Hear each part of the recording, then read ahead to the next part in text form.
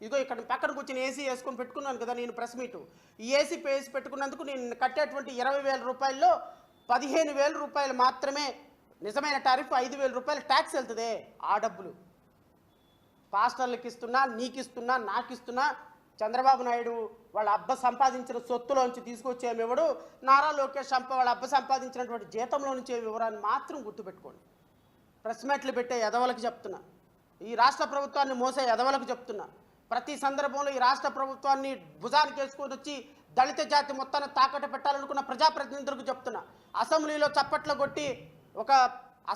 కొట్టి ఆ మినిస్టర్ పదవి ఎందుకు వచ్చిందో కూడా తెలియని బాలవీరాంజనేయ స్వామికో వీరాస్వామికో ఆ మొహానికి చెప్తున్నా, ఆ ఎర్రి పుష్పానికి చెప్తున్నా, మీరు మినిస్టర్లుగా, ఎమ్మెల్యేలుగా, ప్రజాప్రతినిధులుగా, నాయకులుగా ఈరోజు రాష్ట్రంలో ఇలాంటి దుర్మార్గకరమైనటువంటి చట్టాలను తీసుకొస్తుంటే, ఇలాంటి దుర్మార్గకరమైనటువంటి చట్టాలను తీసి దళిత జాతి మొత్తాన్ని నాశనం చేస్తుంటే, ఈ కూటమి ప్రభుత్వానికి సపోర్ట్ చేస్తున్నటువంటి వ్యక్తుల్ని ఇంకా మీరు సపోర్ట్ చేస్తుంటే ఏం మాట్లాడాలి? మా ఆక్రోశం ఎలా వెళ్ళగక్కాలి? మళ్ళీ ఎలక్షన్ వచ్చేటప్పటికి మొత్తం నాయకులందరూ వాళ్ళ దగ్గరికి చేరిపోతారు. నేను ప్రజలను కోరుతున్నా మీ ద్వారా, ఎందుకంటే ప్రజాస్వామ్యంలో ప్రజలే పాలకులు, ప్రజాస్వామ్యంలో ప్రజలే న్యాయ నిర్ణేతలు. ఈరోజు తెలంగాణలో, ఆంధ్రప్రదేశ్లో దాదాపుగా 1 కోటి పైన ఉన్నటువంటి దళిత జాతి మొత్తాన్ని నిర్వీర్యం చేసి, ఈ జాతి ప్రయోజనాలను తాకట్టు పెట్టి ఈరోజు వందల మంది రేపొద్దున కొన్ని కోట్ల మంది రోడ్డున పడటానికి కారణమైనటువంటి ఈ చట్టాలని ఖచ్చితంగా జేబీఎంరావు భారత్ పార్టీ ఖండిస్తుంది. ఈ చట్టాలని ఇప్పటికే న్యాయస్థానంలో పోరాటం చేయడానికి, అవసరమైతే సుప్రీంకోర్టు దాకా వెళ్ళటానికి, రాష్ట్ర అత్యున్నత న్యాయస్థానంలో న్యాయం జరిగినా జరగకపోయినా, ఎందుకంటే శంఖంలో పోస్తే కానీ తీర్థం కాదు కాబట్టి ఖచ్చితంగా న్యాయస్థానాల్లో వీటిని పోరాటానికి న్యాయస్థానాల్లో పోరాటం చేయాలి. న్యాయస్థానాలను మాత్రమే పోరాటం చేయాలి. రాష్ట్ర అత్యున్నత న్యాయస్థానంలో ఓడిపోయినా మా పోరాటం సుప్రీంకోర్టు వరకు కొనసాగుతుంది, ఖచ్చితంగా కొనసాగి తీరుతుంది.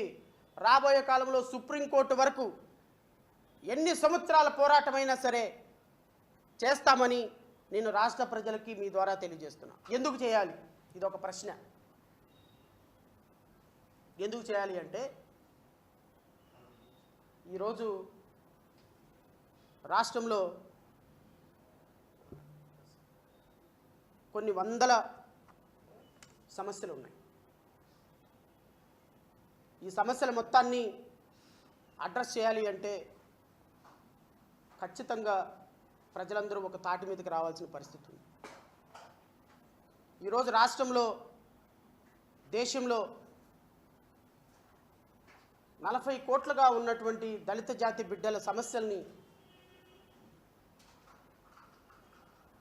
ఒక తాటి మీదకి తీసుకొచ్చి దేశంలో, రాష్ట్రంలో రాజ్యాధికారం సాధించాలనే పోరాటం చేయాలనుకునేటువంటి పోరాటానికి ఈ జడ్జిమెంట్ గండి కొట్టింది. ఖచ్చితంగా ఈ జడ్జిమెంట్లో ఉన్నటువంటి లోపాలను న్యాయస్థానాల ద్వారానే ప్రశ్నించాలి. ఈరోజు జడ్జిమెంట్లో చెప్పినట్టుగా కొన్ని రోజుల తర్వాత క్రిమిలేయర్ సిస్టమ్ని కనుక ఈ రిజర్వేషన్ పాలసీలో ఇంప్లిమెంట్ చేస్తే ఖచ్చితంగా కొన్ని లక్షల మంది రిజర్వేషన్లు కోల్పోయేటువంటి పరిస్థితి ఏర్పడుతుంది. రాబోయే కాలంలో బ్యాక్లాగ్ పోస్టులు అనేటువంటి పోస్టుల్ని, అంటే గత 15 సంవత్సరాల నుంచి బ్యాక్లాగ్ పోస్టులు తీయకుండా 1,10,000 ఎస్సీ ఎస్టీ బ్యాక్లాగ్ పోస్టుల్ని ఈరోజు మరలా ఈ సిస్టంలోకి తీసుకొచ్చి పెట్టారు. నువ్వు గత 15 సంవత్సరాల నుంచి బ్యాక్లాగ్ పోస్టులు ఫిల్ చేయకుండా ఈరోజు ఈ కొత్త చట్టం ప్రకారం మాలలకు రావాల్సినటువంటి పోస్టులన్నీ వేరే వాళ్ళకి ఇచ్చేస్తాం, వేరే వాళ్ళకి రావాల్సిన పోస్టులన్నీ క్యారీ ఫార్వర్డ్ చేసేస్తామని రిజర్వేషన్ ప్రక్రియకే పూర్తి స్థాయిలో అన్యాయం చేస్తుంటే రేపొద్దున అడిగే వాళ్ళు ఎవరు? నీకు 15 సంవత్సరాల నుంచి తీసుకురావాల్సిన పోస్టులన్నింటినీ ఈరోజు కొత్త చట్టంలో కలిపేసి కొన్ని లక్షల మందికి అన్యాయం చేసినట్టే కదా, కొన్ని వేల మంది పిల్లలకు అన్యాయం చేసినట్టే కదా. రేపొద్దున మెగా డిఎస్సి తీయబోతున్నారు.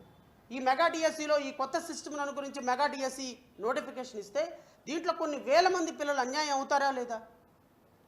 ఎప్పటి వేకెన్సీస్ మీరు ఏ విధంగా ఫిల్ చేయాలి, ఫిల్ చేసే సందర్భంలో ఏ చట్టాన్ని ఉపయోగించుకోవాలి? ఈరోజు కొన్ని వేల మంది పిల్లలు రేపు ఓపెన్ కాంపిటీషన్లో వెళ్ళిపోయి దళిత జాతిలో బిడ్డలందరూ అన్యాయం అయిపోతుంటే దాంట్లో చలిమంటలు కాసుకోవాలనుకునేటువంటి ప్రభుత్వానికి బుద్ధి చెప్పాల్సింది ఎవరు? ప్రజలే కదా.